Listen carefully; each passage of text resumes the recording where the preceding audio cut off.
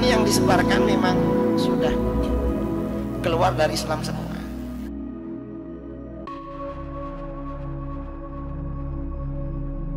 Yang kelima, kesetaraan gender. Kesetaraan gender ini juga gak sesuai dengan Islam. Maksudnya kesetaraan gender, kata liberal, laki-laki dan perempuan derajatnya sama. Kalau menurut kita ya enggak, laki-laki lebih tinggi derajatnya daripada perempuan. Karena di dalam Al-Quran, ar-rijalu qawwamuna 'alan nisa, laki-laki itu pemimpin pada kaum perempuan. Kemudian walir rijali 'alaihinna darajah, laki-laki punya derajat lebih tinggi daripada perempuan. Itu jelas. Di dunia ini gak ada yang sama. Sunnatullah di dalam menciptakan makhluk ini memang tidak ada yang sama. Ada orang suami istri punya anak 3, semuanya laki-laki, sama? Gak sama. Akhlaknya gak sama, kecerdasannya gak sama, fisiknya gak sama. Itu sudah sunnatullah, kok disama-samakan?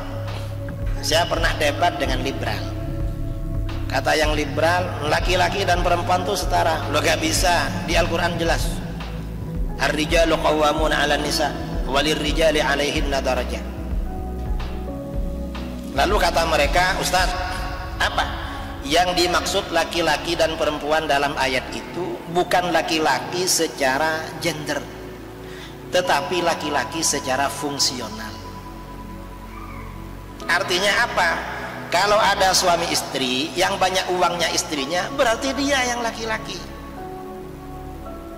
Makanya dia yang ngatur suaminya nanti, katanya. Lalu saya bilang, ya berarti kamu gak ngerti bahasa Arab, belum belajar ilmu alat kamu. Loh kok gitu Ustaz? Ar-rijal artinya laki-laki, an-nisa artinya perempuan. Dalam ilmu nahwu itu memang disebut isim gender, isim jenis, bukan isim fungsional. Karenanya di dalam kitab Jurmiyah ada bab la linafyil jinsi, la untuk menafikan gender. Contoh yang populer di sana, la rajula fid dari, tidak ada gender laki-laki di dalam rumah, yang ada perempuan. Jadi Anda nggak ikut ilmu nahwu, nggak ikut ilmu tata bahasa Arab. Lalu kata yang liberal itu, kita ini memang nggak ikut ilmu nahwu, kita pakai pemikiran sendiri. Saya bilang, kalau begitu kamu nggak waras, kamu nggak paham. Mengapa? Karena kaedah-kaedah keagamaan, kaedah di dalam ilmu bahasa, kaedah di dalam ilmu tajwid, kaedah di dalam ilmu usul fikih, kaedah di dalam ilmu akidah, itu sifatnya dilahirkan, bukan diciptakan. Artinya apa? Para ulama membuat kaedah itu setelah menelusuri apa yang terjadi sebelumnya, untuk menjaga kaedah-kaedah itu, untuk menjaga ajaran yang akan datang agar gak berubah. Itu kaedah, bukan diciptakan. Contoh ya, maksud dilahirkan bukan diciptakan. Kalau di dalam ilmu tajwid, mat tabi'i itu panjangnya berapa alif? 1 alif 2 harokat.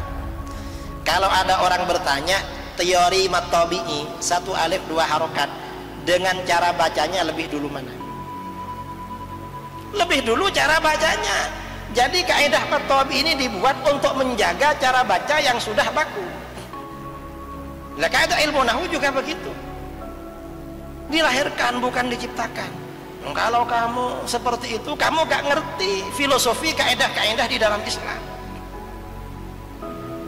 Mestinya belajar lagi dari dasar kalau seperti itu, karena gak ngerti. Karena kaedah ini memang dilahirkan, bukan diciptakan.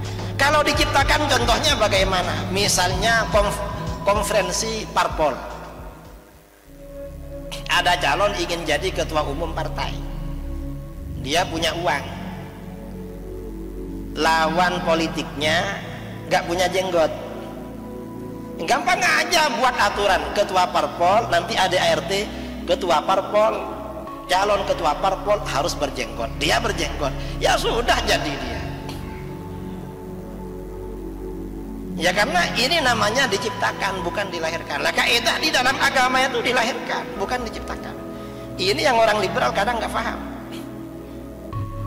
nggak ikut kaidah. Ini yang perlu kita tahu. Jadi paham liberal ini bahaya karena memang keluar dari Islam memang. Nah ini jawaban saya kepada penanya kedua.